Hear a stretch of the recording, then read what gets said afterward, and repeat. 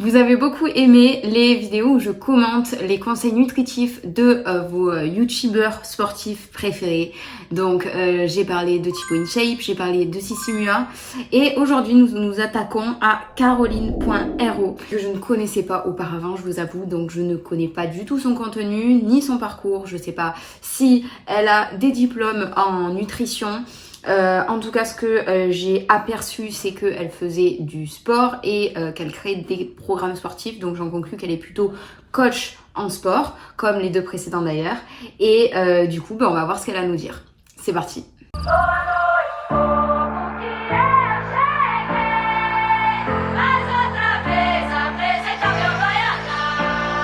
Let's go. Comment tenir une bonne alimentation sur le long terme? Quand tu changes ta façon de t'alimenter, que ce soit en termes de quantité ou de qualité, si tu vas manger plus ou si tu vas manger plus gras ou plus sucré, c'est quelque chose qui va se faire progressivement sur plusieurs semaines et tu ne vas pas t'en rendre compte. Tu commences par manger plus souvent de la malbouffe ou justement plus gras et plus sucré, puis 2 jours après ça ne m'a rien fait sur la balance, puis la semaine d'après non plus, et tu en arrives à 4 semaines plus tard à te rendre compte qu'il y a soit une prise de poids, soit ta peau qui a pris cher, soit tes cheveux qui ont pris cher, bref, tu vois les conséquences longtemps après. Tu as du coup tendance à penser que c'est ce que tu as mangé la veille le problème, alors que c'est le résultat de plein de petites choses qui se sont accumulées les dernières semaines. Gros conseil que je pourrais vous donner, c'est de ne pas vous laisser berner par le c'est pas grave, ça ne m'a rien fait. Je te laisse mettre l'emoji maintenant tout de suite en commentaire chien si tu vas passer la plupart de la vidéo à m'écouter mais à regarder la molécule. Comme tu le sais, on ne prend pas du gras en 24 heures ni en 48, ça se fait plutôt sur une semaine. Le processus de création de gras en fait dans ton corps, de la même façon que pour le perdre, ça met du temps, pour le prendre, ça met du temps aussi. Donc sur la balance, le lendemain d'un gros repas ou d'un repas plus gras ou plus sucré, ce que tu vois en réalité, c'est ton corps qui s'est gorgé d'eau, peut-être aussi de glucogène. Tout cela même sur ton physique, tu ne le vois pas forcément, la rétention d'eau un petit peu. À la limite, tu vas gonfler, mais ce n'est pas du gras. Quand je me suis mise avec Rudy, j'habitais seule à l'époque, donc je l'invitais tous les soirs chez moi. Tous les soirs, du coup, on s'enfilait c'était des petites, toutes petites bouteilles de vodka à 2, mais ça a duré plus d'un mois. Sur le moment, j'ai pas remarqué la différence. Au bout de 3 mois, j'avais pris 7 kilos. Ça date de ouf, c'était d'il y a 10 ans, j'étais même pas sur les réseaux sociaux. Mais véridique, les gars, au bout de 3 mois, je ne l'ai pas vu venir. J'avais pris 7 kilos uniquement à cause de l'alcool et à la limite, parce qu'en général, tu l'accompagnes de quelque chose, des petites conneries que je pouvais manger à côté, gâteau, apéro. Ce n'est pas se priver que de se dire, tranquille, faut pas abuser. Tout est à consommer avec modération. Tu peux boire, tu peux manger des gâteaux apéro, tu vas avoir des choix à faire. Et c'est des choix de bon sens, non pas de privation, de diète, de régime, c'est des choix de bon sens où tu te dis, au-delà, ton corps va pas kiffer. J'ai souvent des envies de sucre qui bloquent mes résultats. Totalement d'accord, plutôt d'accord en tout cas avec Caroline pour l'instant. Pas plus tard qu'hier, j'avais justement une personne qui est venue me voir en cabinet dans un objectif de mincir. Et je lui dis qu'il faut qu'elle fasse un repas joker par semaine parce que c'est ce qui va lui permettre justement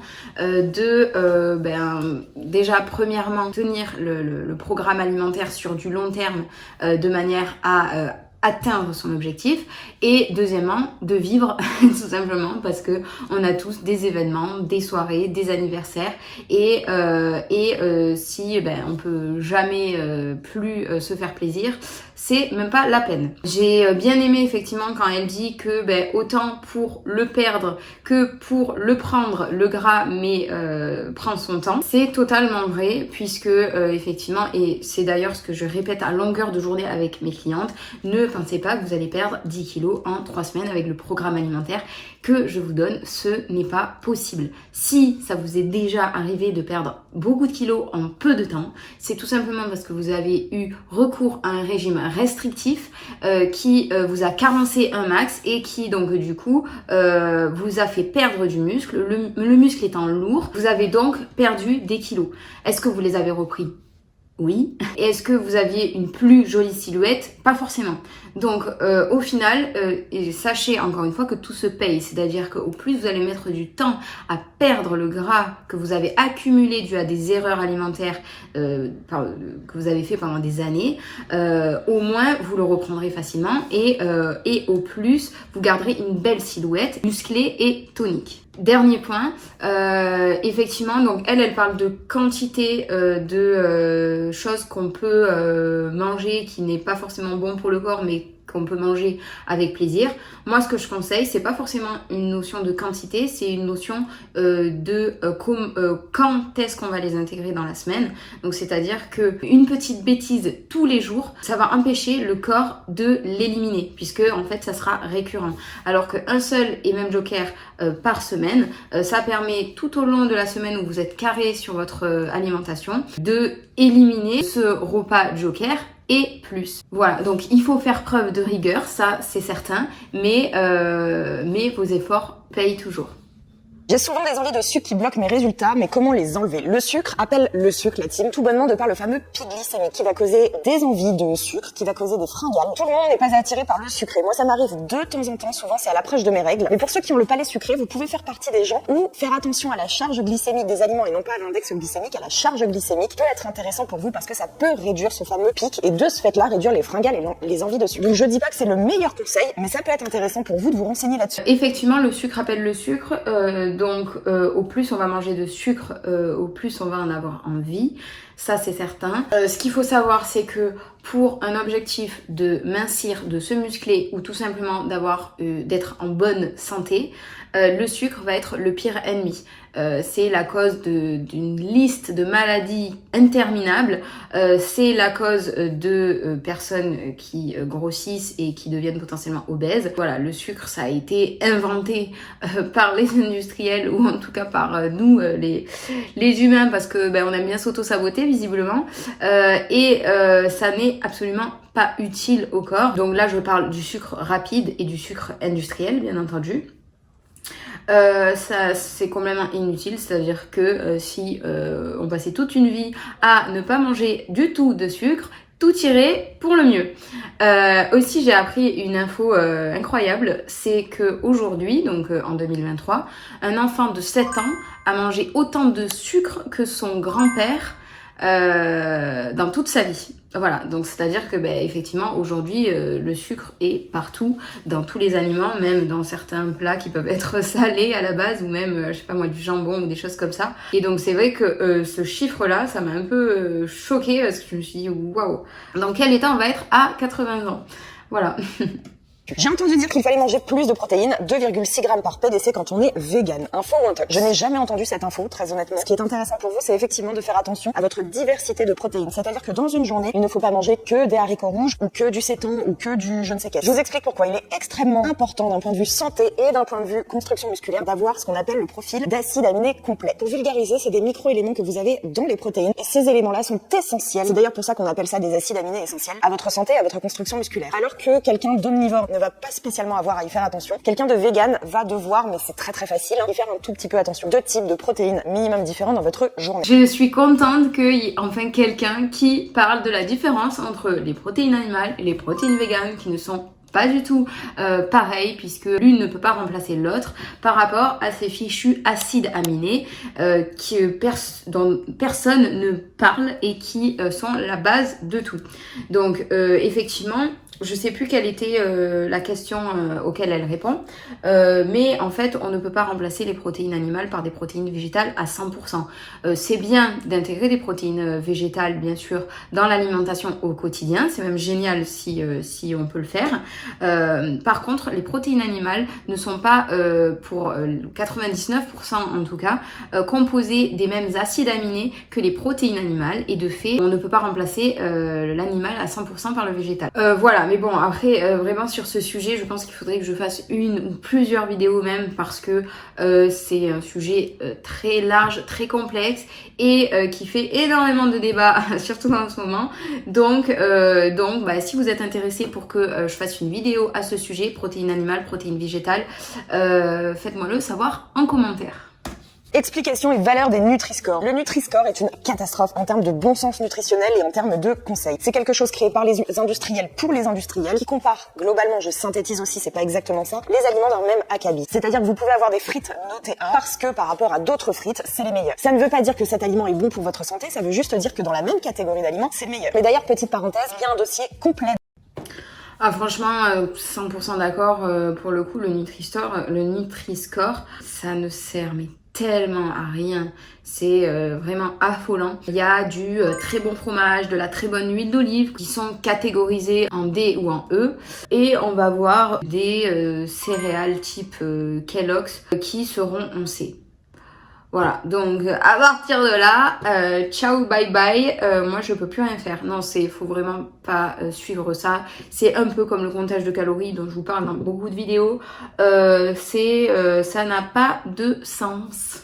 Penses-tu qu'il y a une différence entre la qualité des protéines selon si l'aliment est cuit ou cru, les œufs par exemple? Oui, c'est une très bonne question, mais là on entre vraiment dans de l'optimisation alimentaire et si vous débutez vraiment un rééquilibrage ou tout simplement un nouveau mode de vie, j'ai vraiment envie de vous dire de séparer les conseils qui sont essentiels et les conseils qui sont de l'optimisation. Parce que sinon vous allez avoir une charge mentale absolument dingue et vous allez avoir l'impression que la nutrition est extrêmement complexe alors que non, il y a beaucoup de conseils qui sont pour l'instant pas indispensables, qui peuvent être intéressants dans le cas où on a vraiment de bonnes connaissances, mais à ne pas vous occuper tout de suite, quoi. Les études ont montré que déjà les œufs, ils étaient beaucoup plus digestes lorsqu'ils étaient chauffés. Ça, c'est le point positif. Et une autre étude a montré que le corps humain pouvait utiliser 91% des protéines dans les œufs cuits contre seulement 51% dans les œufs crus. C'est très intéressant. Ouais, totalement d'accord, je vais pas en rajouter beaucoup plus. Là, pour le coup, ça reste du détail, quoi. Nous, on va le voir beaucoup plus large de manière à ce que y ait pas un pétage de plomb parce que la nutrition, ça peut être très complexe et donc rentrer vraiment pas dans ces détails-là, ça va vous provoquer une charge mentale beaucoup trop importante pour que vous puissiez tenir vos objectifs sur du long terme. N'arrive pas à avoir mon quota de protéines, comment faire? Déjà très souvent, c'est le premier conseil vraiment que je peux donner. Les petits déjeuners sont très problématiques d'un point de vue nutritionnel, équilibre. Je mangeais beaucoup les gâteaux, les petits je crois que ça s'appelait comme ça d'ailleurs, les petits déjeuners aux céréales, trucs comme ça. Donc tu pars avec un quota déficient en termes de protéines, un quota énorme en termes de sucre. T'as déjà pour ainsi dire mangé ton quota de la journée. Des œufs, des boule cakes, des porridge, il y a plein de possibilités pour augmenter votre quota de protéines le matin. Ça vous aidera déjà beaucoup à atteindre votre quota de protéines quotidien. En règle générale, on n'a que 3 repas dans une journée, plus ou moins selon les personnes. Mais si déjà dans un, tu retires toute la possibilité d'apport en protéines, il te reste que 2 repas pour les avoir, donc effectivement, c'est chaud. Totalement d'accord. Un bon petit-déj pour moi, c'est où t'as la majeure partie en protéines, un petit peu de sucre, des vitamines, des fibres, un fruit plutôt entier, fais-le à la maison et bois-le à la minute. Danger d'un excès de protéines pour l'organisme. Pas de sucre, pas de fruits, 100% de gras pour tenir la journée, 100% salé et protéiné. Pour le reste, je suis d'accord. Mais pas de fruits, pas de sucre, ça c'est une très mauvaise idée. Ça va vous faire exploser votre taux de glycémie, donc c'est pas une bonne idée. Punaise, les mythes ont la vie dure. Très dur. C'est autant que le bas du ventre, celui-là. Alors, il y a Nassim Saïli, que j'aime beaucoup, qui a fait une très bonne vidéo à ce sujet suite à un article sorti qui était une aberration journalistique. Sa vidéo était excellente. Je vais y apporter, moi, mon avis et les informations que j'ai. Aucune étude aujourd'hui ne montre une corrélation exacte entre l'excès de protéines et un problème de santé, une maladie ou autre. Toutes celles qui ont été menées étaient sur des sujets qui avaient déjà des problèmes de reins, des antécédents, ou alors qui ne buvaient pas assez. Quand tu manges des protéines, peu importe la quantité, mais que tu ne bois pas, c'est extrêmement problématique pour tes reins. Et j'en reviens du coup à ces fameuses études qui ont été menées. Tous les sujets qui ont été utilisés soit avaient déjà des problèmes de reins, soit ne buvaient pas. Mais du coup, est-ce que c'est l'excès de protéines qui est problématique pour ton rein, ou est-ce que c'est le fait de ne pas boire? Exactement. J'aime bien ces petites carreaux. Non, exactement. Je crois que ce doute-là sur est-ce que les protéines animales sont bonnes ou sont mauvaises pour la santé, ce doute-là est maintenu vachement par les médias qui se rendent compte qu'on est de plus en plus nombreux sur Terre et qu'on va être de plus en plus, ça va être de plus en plus compliqué à tous nous nourrir correctement et réoriente, on va dire, le type d'aliments vers des aliments qui sont beaucoup plus qui sont beaucoup plus simples à produire en grande quantité. Donc, bon, là, vous allez me dire, Meryl, tu pars en cacahuète et en fabulation totale. Mais c'est vraiment ce que je pense. Aucune étude, donc je le redis, parce que c'est compliqué à rentrer dans la tête de certains et je le comprends totalement puisque ça fait des années et des années qu'on nous bassine avec ça. Aucune étude n'a prouvé que le fait de manger de la viande notamment est mauvaise pour la santé. Les études ont été faites sur des problèmes des gens avec des problèmes rénaux ou bien une consommation de viande associée à de l'alcool, associée à du sucre. Donc forcément les études sont faussées. On est bien d'accord. Voilà. Écoutez, j'ai rien à rajouter de ce qu'elle a dit et encore une fois, je ferai une vidéo zoom sur les protéines et je pense que ce sera le mieux. Est-ce que boire de l'eau et du jus de citron le matin à jeun aide à la perte de poids? Absolument pas. On est au même niveau que les brûleurs de graisse, on est au même niveau que le pamplemousse pour la cellulite, on est au même niveau que... qu'est-ce que je pourrais dire? Ça n'a jamais fonctionné, ça ne fonctionnera jamais. Le résultat n'arrive jamais dans la facilité et si vraiment il y avait une pointe de chance pour que ça fonctionne, croyez-moi que tout le monde aurait chopé le filon. Il y aurait des tonnes de marques de jus de citron minceur qui seraient sorties, etc.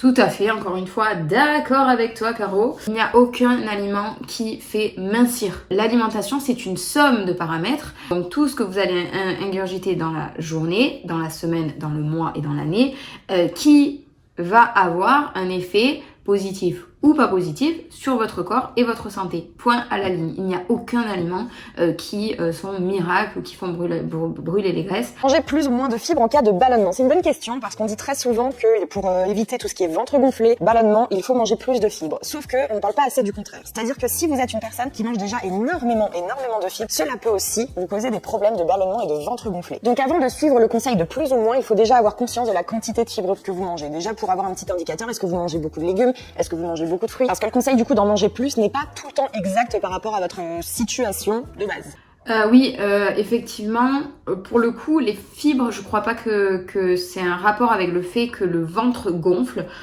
ou alors, encore une fois, ça va être plusieurs paramètres qui vont faire que.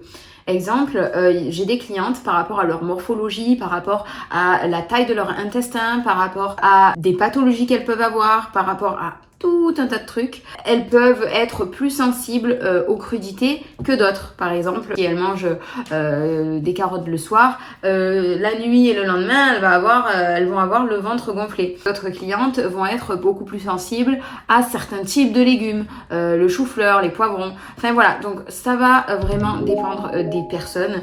Encore une fois, là...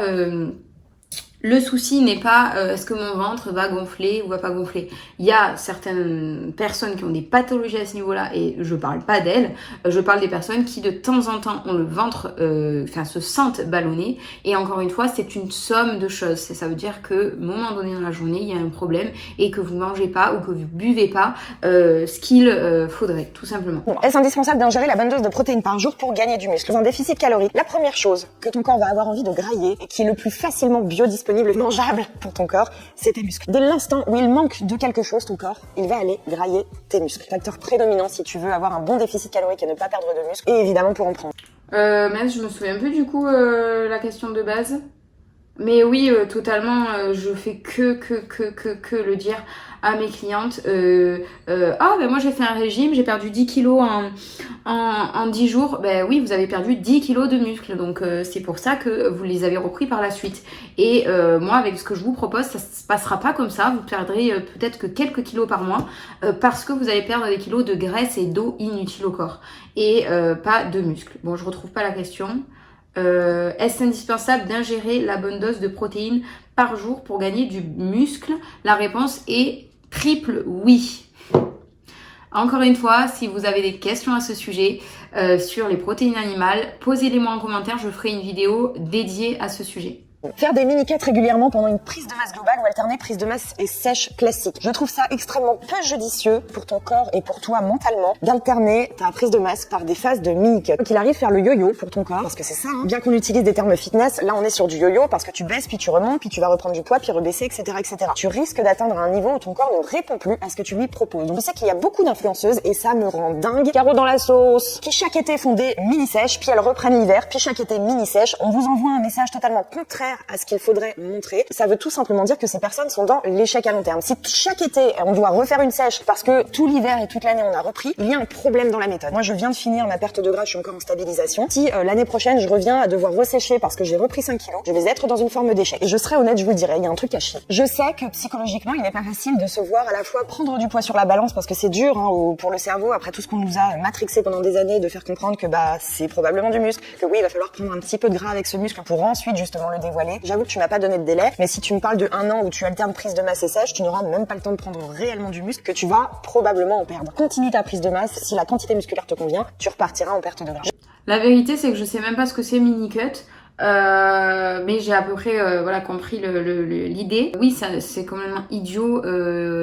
Encore une fois, on parle de santé avant tout, avant l'esthétique.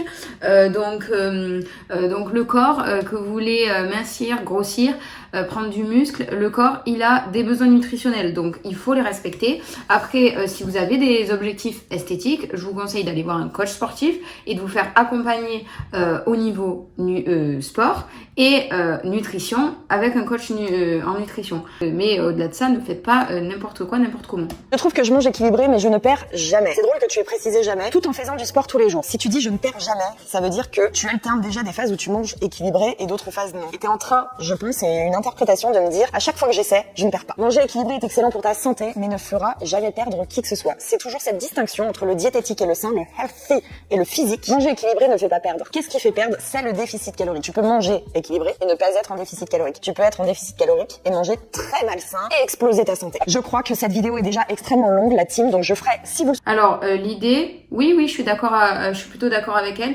L'idée, en fait, là, la personne, elle dit, je mange équilibré, mais je ne perds pas. Mais on n'en sait rien, peut-être que pour elle, manger équilibré, c'est s'enfiler des haricots verts matin, midi et soir. Donc en fait, manger équilibré, c'est totalement personnel par rapport à des idées reçues, par rapport à notre éducation, par rapport à nos habitudes alimentaires et par rapport à nos goûts personnels.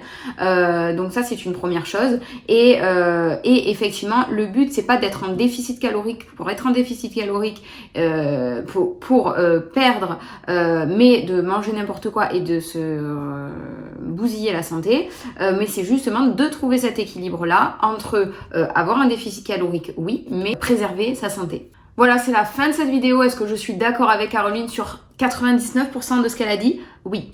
Ciao.